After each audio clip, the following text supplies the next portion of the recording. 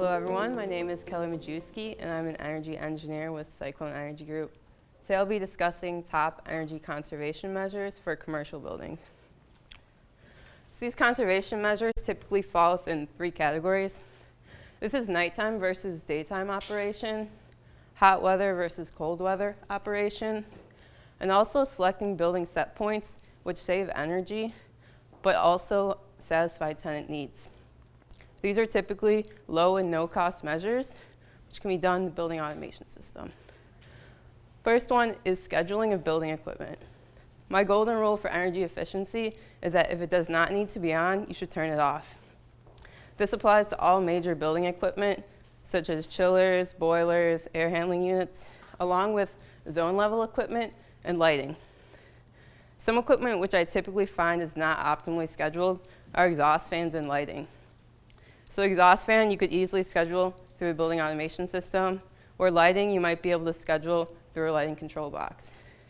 We might want to schedule this from being 24/7 on to only being on Monday through Friday during the daytime. The second measure is optimal start. Optimal start is programming within the building automation system, which starts up the heating or cooling just in time to satisfy building set points. Optimal start learns over time and is self-tuning to know which time every day to start up the system. For example, a water source heat pump, which needs to satisfy the space set point of 75 at 6 a.m., on this particular day, it started up at 5 a.m. But other days, it might start up a little earlier or later, depending on the outdoor air conditions. Third measure is reducing the outdoor air at the air handling unit. Here's a simplified schematic of an air handling unit with a certain amount of outdoor air being brought in, mixed with return air, and then being heated or cooled to reach a supply air temperature set point. Our goal is to reduce this outside air amount that's being brought in. There's two ways you can do this. The first is by using the code required ventilation amount. The second is by using demand control ventilation. Demand control ventilation uses carbon dioxide levels within the building to control this amount of outdoor air that's being brought in. This allows you to really reduce that amount of outdoor air. All the following measures I'll be discussing today are resets. So buildings are typically designed to operate at peak load. That often means that during the milder seasons, we're using a lot more energy than we need to be. So the solution to this is to reset building set points in order to optimize the operation during mild weather. For example, supply air temperature reset occurs at the air handling unit. Typically, when there's large cooling loads in the summer, we have a very cold supply air temperature. And often buildings keep it this way all year long. What we can do is increase that temperature slightly, and people can still be satisfied during mild times. For example, a conference room which is getting 55 degrees supply air temperature during a hot summer day, on a more mild fall day, it could be getting 60-degree air, and everyone can still be happy in the space, and you're saving that 5 degrees extra of cooling that you had to do. The fifth measure is duct static pressure reset. This also occurs at the air handling unit. The static pressure is typically met by ramping up or down the supply fan in the air handling unit. So the faster the supply fan is going, the more energy you're using. So we want to be able to reduce the speed of the fan to save energy there. During hot and cold season, we do want that high duct static pressure in order to satisfy all of our set points. But during spring and fall, we might be able to turn down that static pressure.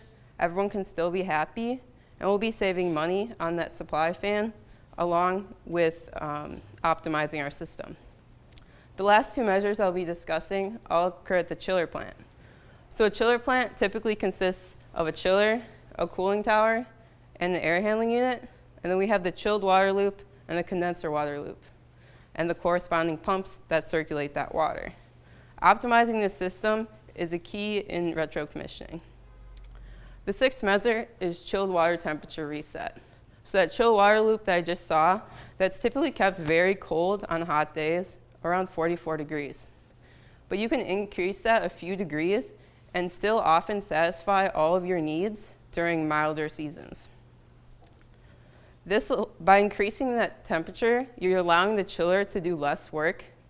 The trade-off for this is that your chilled water pumps might have to work a little bit harder to circulate that warmer water. But often we find this trade-off is worth it, with your total energy still being reduced because of just how large that chiller energy usage.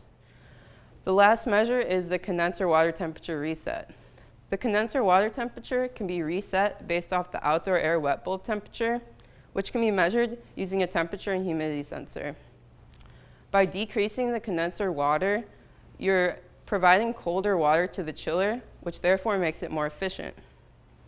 The trade-off here is that your cooling tower is going to work harder to get that colder water. Again, the trade-off is typically worth it in this reset, with the chiller being reduced and the cooling tower fan just being increased a little bit. This is a very popular measure in commercial buildings. Lastly, I want to present a project I'm very proud of, which in the past 7 months has saved over 178,000 kilowatt hours and $18,000. And the key to this is they spent absolutely no money on implementing these measures. And all the measures they implemented are ones I discussed today. Particularly, they scheduled their air handling unit from being on 24/7. They had the duct static pressure reset, and they scheduled their exhaust fans. They also had some heating and cooling set points that they adjusted. So I hope you learned a few things today about energy conservation measures, and I'm happy to take any questions you might have.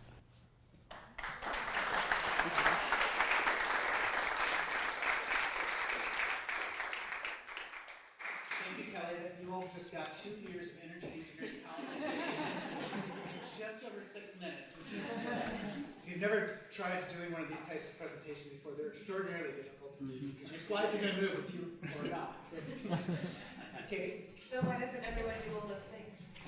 That's a great question.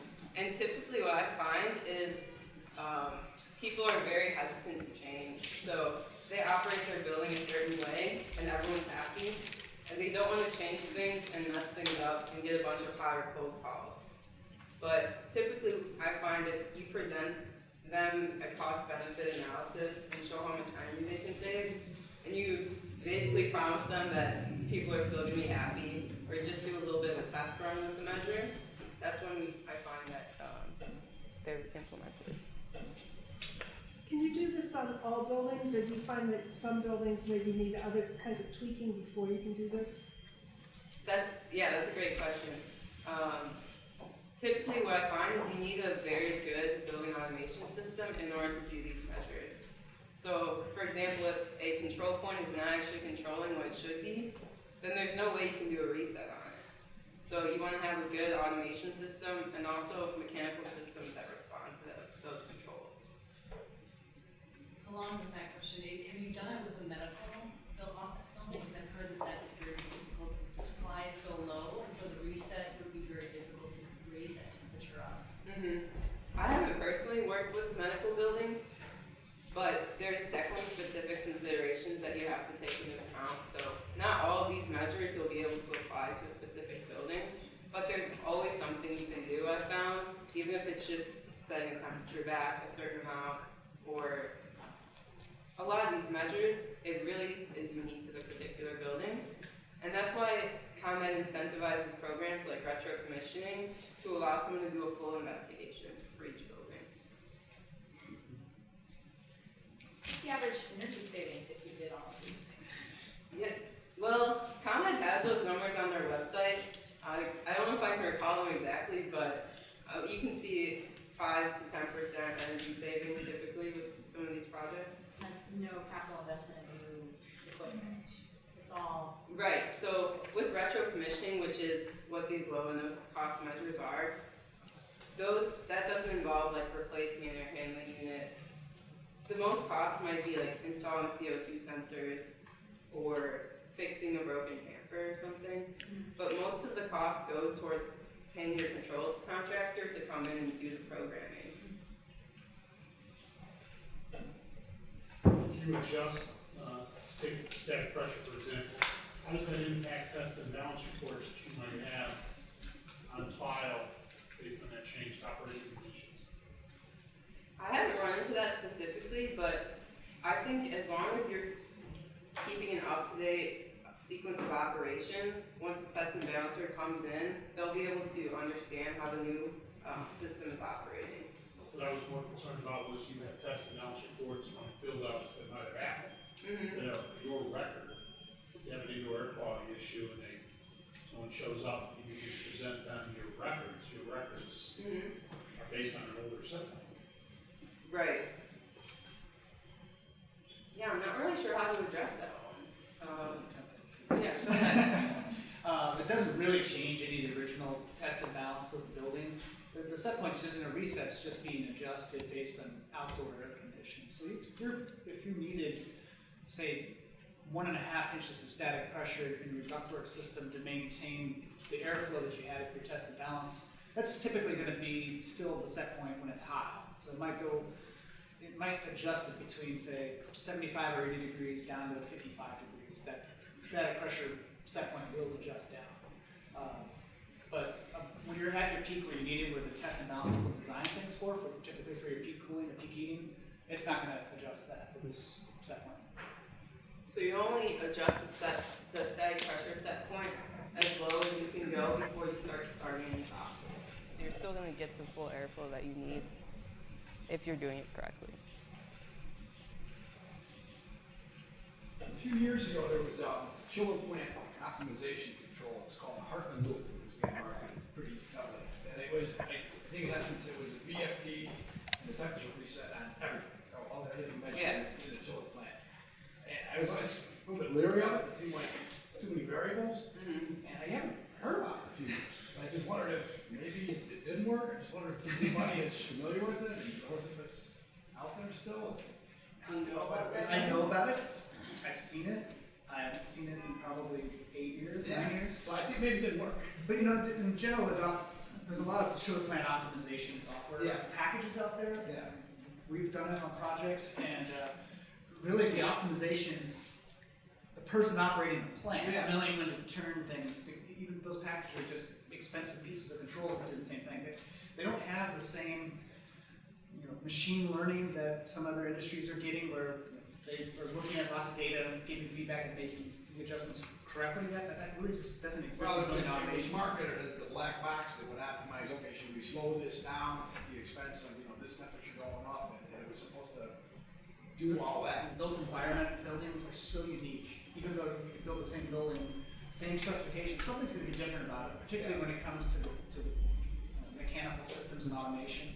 And so for manufacturers to invest so much money into machine learning and automation, it's not practical investment for them because it's not repeatable. There's always some level of customization. Monitoring-based commissioning is a big buzzword and is a big service right now. And from our perspective, it's still very human interactive. It's more fault detection. It's more pager alerts. I guess people aren't pagers anymore. Tom, you'll go off yours, but it's more of that information feedback, and you still, as an operator, have to understand how to adjust it to get the optimization out of it. Any other questions?